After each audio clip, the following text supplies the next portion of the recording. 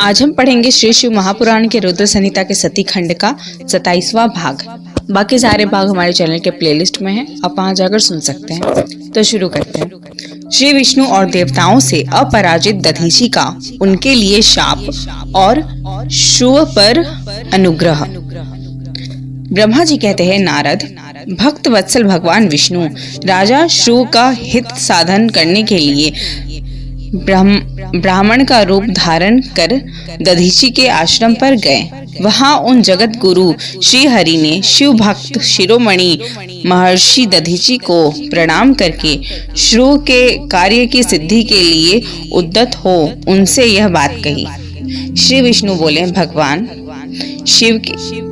शिव की आराधना में तत्पर रहने वाले अविनाशी ब्रह्म ऋषि दधीचि, मैं तुमसे एक वर मांगता हूँ, उसे तुम मुझे दे दो।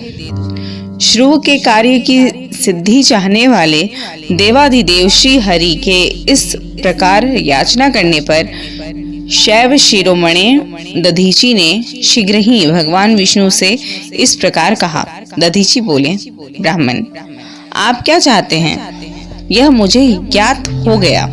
आप शुभ का काम बनाने के लिए साक्षात भगवान श्री हरि ही ब्राह्मण का रूप धारण करके यहाँ आए हैं। इसमें संदेह नहीं है कि आप पूरे मायावी हैं, किंतु देवेश जनार्दन, मुझे भगवान रुद्र की कृपा से भूत, भविष्य और वर्तमान तीनों लोकों का ज्ञान सदा ही बना रहता है।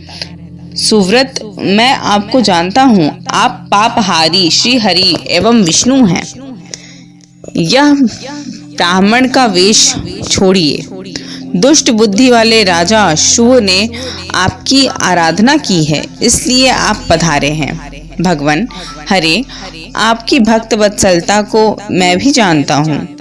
यह छल छोड़िए, अपने रूप को ग्रहण कीजिए और भगवान शंकर के स्मरण में मन लगाइए।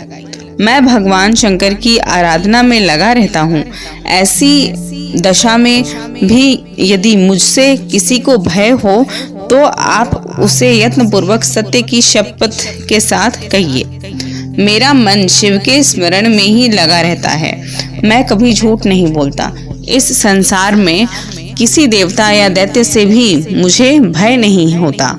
श्री विष्णु बोले, उत्तम व्रत का पालन करने वाले दधीचि, तुम्हारा भय सर्वथा नष्ट ही है, क्योंकि तुम शिव की आराधना में तत्पर रहते हो, इसलिए सर्वज्ञ हो।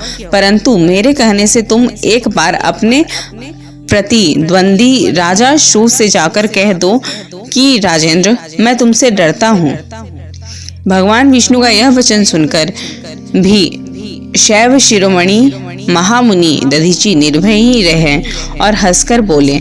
दधीचि ने कहा, मैं देवाधिदेव पिनाक पाणी भगवान शंभु के प्रसाद से कभी किसी से और किंचन मात्र भी नहीं डरता, सदा ही निर्भय रहता हूँ। इस पर श्री हरि ने मुनि को दबाने की चेष्टा की। देवताओं ने भी उनका साथ दिया, किंतु सबके सभी अस्त्र कुंडित हो गए। तदनंतर भगवान श्री विष्णु ने अगणित गणों की सृष्टि की, परंतु महर्षि ने उनको भी भस्म कर दिया। तब भगवान ने अपनी अनंत विष्णु मूर्ति प्रकट की। यह सब देखकर च्यवन कुमार ने वहां जगदीश्वर भगवान विष्णु से कहा। दधीचि बोले, महाबाहो, माया को त्याग दीजिए। विचार करने से यह प्रतिभास मात्र प्रतीत होता है। माधव, मैंने सहस्त्रों दुर्विज्ञ वस्तुओं को जान लिया है। आप मुझ में अपने सहित संपूर्ण जगत को देखिए। निरालस्य होकर मुझ में ब्रह्मा एवं रुद्र का भी दर्शन कीजिए। मैं आपको दिव्य दृष्टि देता हूँ। ऐसा कहकर भगवान शिव के तेज से पूर्ण शरीर वाले च्यवन कुमार दधीचि मुनि ने अपनी देह में समस्त ब्रह्मांड का दर्शन कराया। तब भगवान विष्णु ने उन पर पुनः कोप करना चाहा, इतने में ही मेरे साथ राजा शो वहां आ पहुंचे।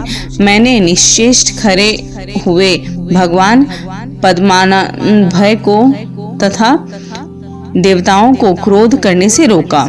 मेरी बात सुनकर इन लोगों ने ब्राह्मण दधीची को परास्त नहीं किया। श्री हरि उनके पास गए और उन्होंने मुनि को प्रणाम किया। तदनंतर शु अत्यंत दिन हो उन मुनीश्वर दधीची के निकट गए और उन्हें प्रणाम करके प्रार्थना करने लगे। शु बोले, मुनिश्रेष्ठ, शिव भक्त शिरोमणि, मुझ पर प्रसन्न होइए। परमेश्वर, आप दुर्जनों की दृष्टि से दूर रहने वाले हैं, मुझ पर कृपा कीजिए। ब्रह्मा जी कहते हैं, नारद, राजा श्रु की यह बात सुनकर तपस्या की निधि ब्राह्मण दधीची ने उन पर अनुग्रह किया। तत्पश्चात श्री विष्णु आदि को देखकर वे मुनि क्रोध से व्याकुल हो गए और मन ही मन शिव का स्मरण करके विष्णु तथा देवताओं को शाप देने लगे। दधीची ने कहा, देवराज इंद्र सहित देवताओं और मुनीश्वरों, तुम लोग रुद्र की क्रोधाग्नि से श्री विष्णु तथा अपने गणों सहित पराजित और ध्वस्त हो जाओ। देवताओं को इस तरह शाप दे श्रु की ओर देखकर देवताओं और राजाओं के पूजनीय द्विजश्रेष्ठ दधीची ने कहा, राजेंद्र, ब्राह्मण ही बली और प्रभावशाली होते हैं। ऐसा स्पष्ट रूप से कहकर ब्राह्मण दधीची अपने आश्रम में प्रविष्ट हो गए। फिर दधीची को नमस्कार मात्र करके श्रु अपने घर चले गए। तत्पश्चात भगवान विष्णु देवताओं के साथ जैसे आए थे उसी तरह अपने वैकुंठ लोक को लौट गए। इस प्रकार वह स्थान स्थानेश्वर नामक तीर्थ के रूप में प्रसिद्ध हो गया। स्थानेश्वर की यात्रा करके मनुष्य शिव का सायुज्य प्राप्त कर लेता है। तात, मैंने तुम्हें संक्षेप से शो और दधीची के विवाद की कथा सुनाई और भगवान शंकर को छोड़कर केवल ब्रह्मा और विष्णु को ही जो शाप प्राप्त हुआ उसका भी वर्णन किया।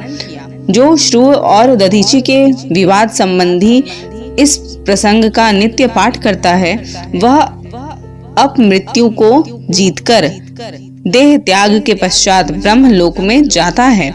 जो इसका पाठ करके रणभूमि में प्रवेश करता है उसे कभी मृत्यु का भय नहीं होता तथा वह निश्चय ही विजयी होता है। तो यहाँ पे हमारा 27वां अध्याय कंप्लीट होता है। धन्यवाद।